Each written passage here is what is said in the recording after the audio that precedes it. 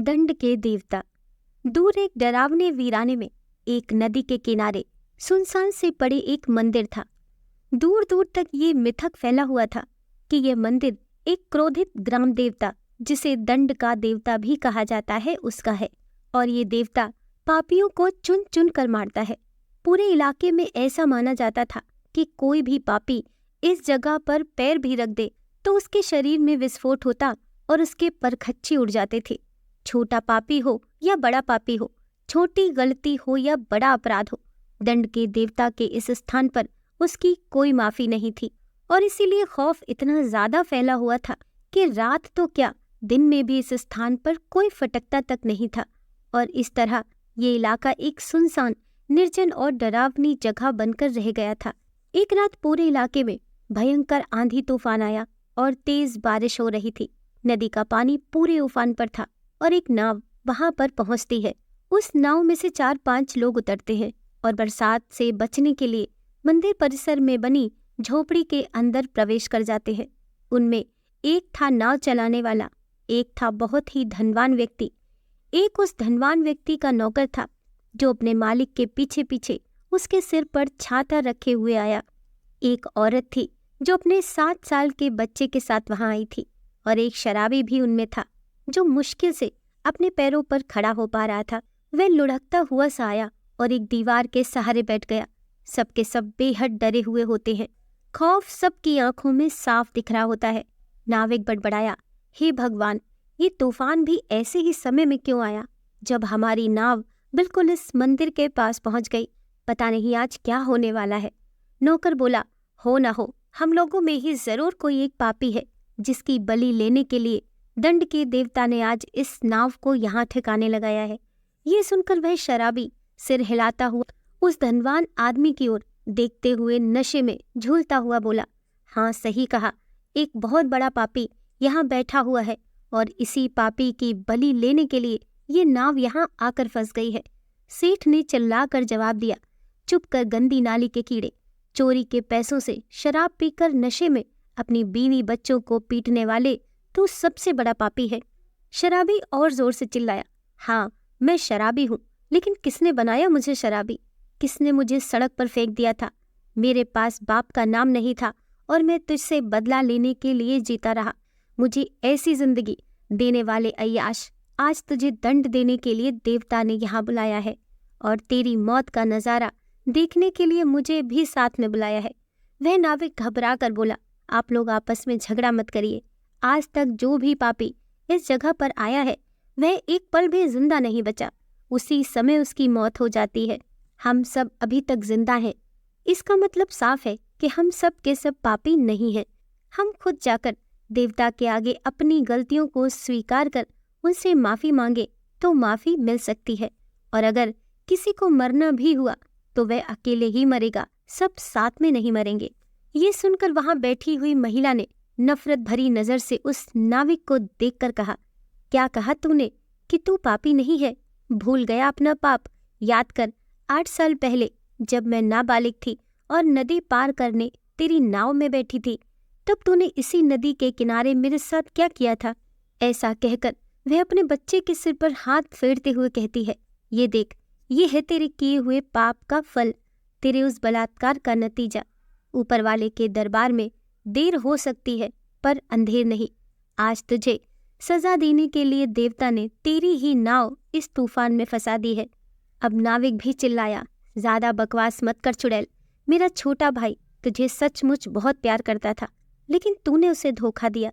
इसीलिए मेरे भाई ने आत्महत्या कर ली थी और तभी मैंने तय कर लिया था कि तुझे ऐसी सजा दूंगा कि फिर किसी मर्द को धोखा देने काबिल नहीं रहेगी। मैंने कोई पाप नहीं किया था, मैंने अपने मासूम भाई की मौत का बदला लिया था। नौकर घबरा कर बोला, अगर हम सब लोग इसी तरह यहाँ लड़ते रहे तो सब मारे जाएंगे। रात के 12 बजने में थोड़ा सा समय बाकी रह गया है। किसी भी समय बम विस्फोट हो सकता है। अगर हमें यकीन है कि हमने कोई पाप नहीं किया तो देवता हमें जरूर माफ कर देंगे। हमें एक एक करके मंदिर के सामने खड़े होकर देवता से माफी मांगनी चाहिए। तो बताओ, सबसे पहले कौन जाएगा? सब लोग एक दूसरे की ओर देखने लगे तो वो नौकर खुद ही बोल उठा, ठीक है, तो सबसे पहले मैं ही जाता हूँ। ऐसा कहकर वह नौकर डरते डरते उस झोपड़ी से बाहर निकला और क्रोधित देवता की डरावनी मूर्ति देखकर और हाथ जोड़कर खड़ा होकर बोला, हे दंड के देवता, मैंने जिंदगी भर अपने मालिक की खूब सेवा की, उसके छोटे छोटे बच्चों को अपनी गोद में खिलाकर बड़ा किया, कभी अपने काम में कोताही नहीं बरती। हाँ, ये जरूर है कि कभी कभी छोटी छोटी चोरियां इसी मालिक के घर में जरूर की हैं। मुझे मेरी गलतियों के लिए माफ करो देवता, आप बड़े दयालु हैं, आपकी जय हो। उसने घबराहट में आंखें खोली, अपने आप को सुरक्षित पाया और खुशी में लगभग झूमता हुआ वापस आ गया। उसकी झोपड़ी में वापस आने के बाद वहां बैठी महिला ने नफरत भरी नजर से नाविक को देखकर कहा, अगर तुझे लगता है कि तूने अपने भाई की मौत का बदला लेने के लिए मेरी जिंदगी बर्बाद करके सही काम किया था तो जा, अब तू जा। वह आदमी कुछ डर गया, लेकिन बाकी लोगों ने उस पर दबाव बनाया तो दबे पांव मंदिर के सामने गया और देवता की भयानक शक्ल को देखकर आंखें मीचकर हाथ जोड़कर बोला, मैंने जो कुछ भी किया अपने मासूम भाई की मौत का बदला लेने के लिए किया। आप दंड के देवता हैं और मैंने भी धोखा देने वाली एक औरत को दंड दिया है, इसलिए मैंने कोई पाप नहीं किया, आपकी जय हो। वह नाव चलाने वाला भी जिंदा बचकर आ गया और उस महिला से बोला, मैंने साबित कर दिया कि मैं पापी नहीं हूँ, देवता ने मुझे माफ कर दिया, तू ही सबसे बड़ी पापिन है, तुझे देवता माफ नहीं करेगा, जा, अब तू जा। वह महिला डर के मारे इधर उधर देखती हुई अपने बच्चे को वहीं छोड़कर चली गई। मंदिर के आगे पहुंची, हाथ जोड़कर खड़ी हुई। सब लोग डरे सहमे उसकी ओर देखते रहे। उसने भी क्रोधित देवता के आगे अपना पक्ष रखा, हे दंड के देवता, ये लड़का एक आवारा और बेरोजगार इंसान था, अगर मैं उससे शादी कर लेती तो मेरी जिंदगी बर्बाद हो जाती, इसलिए मैंने उसे छोड़ दिया। अगर मुझसे कोई गलती हुई हो तो मुझे माफ कर देना देवता, आप बड़े दयालु हैं, आपकी जय हो। थोड़ी देर बाद सबने देखा कि वह महिला भी सही सलामत वापस आ रही है। अब अमीर आदमी गुस्से में शराबी की ओर देखकर बोल उठा, किसी एक पापी की वजह से हम सब मारे जाने वाले हैं। वह औरत लगभग रोते हुए बोल उठी, ऐसा भी तो हो सकता है कि किसी एक निर्दोष की वजह से ही हम सब पापी बचे हुए हों। शराबी गरज उठा, अगर ऐसा है तो मैं जाता हूँ और इस पापी के लिए खुद सजा की मांग करता हूँ। ऐसा कहकर शराबी लड़खड़ाता हुआ ग्राम देवता के मंदिर के आगे खड़ा होकर बोला, हे दंड के देवता, उस अमीर आदमी ने अय्याशी करके मुझे पैदा किया और मैं जिंदगी भर लोगों की गालियां खाता रहा।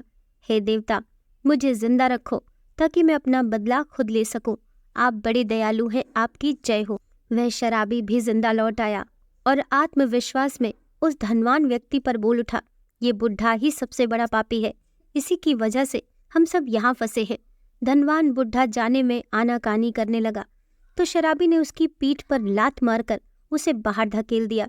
वह डरता हुआ मंदिर के आगे खड़ा हो गया और हाथ जोड़कर देवता से विनती करने लगा, मुझे क्षमा करें देवता, मैं मानता हूँ कि मैंने अय्याशी की है, लेकिन ये भी सच है कि मैंने बहुत सारा पैसा मंदिरों में दान दिया है और कई बार गरीब लोगों को भोजन भी खिलाया है, इसलिए मेरे अच्छे कर्मों को देखते हुए मुझे माफ करें देवता, आप बड़े दयालु हैं, आपकी जय हो। कोई विस्फोट नहीं हुआ।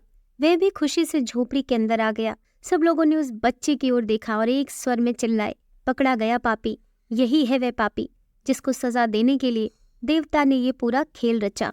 इससे पहले कि यहाँ बम विस्फोट हो जाए, इस पापी को उठाकर बाहर फेंक दो। उस औरत ने अपने बच्चे को कसकर पकड़ लिया।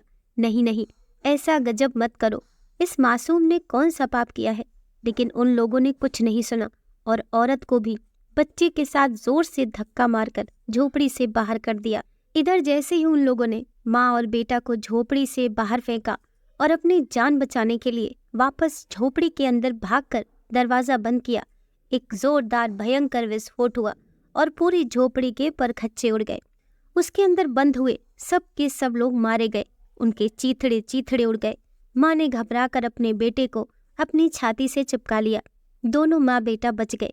माँ ने बेटे के मासूम चेहरे को गौर से देखा और उसके कान में अपने ही कहे हुए शब्द जोरदार ढंग से गूंज उठे, ऐसा भी तो हो सकता है कि किसी एक निर्दोष की वजह से ही हम सब पापी बचे हुए हों।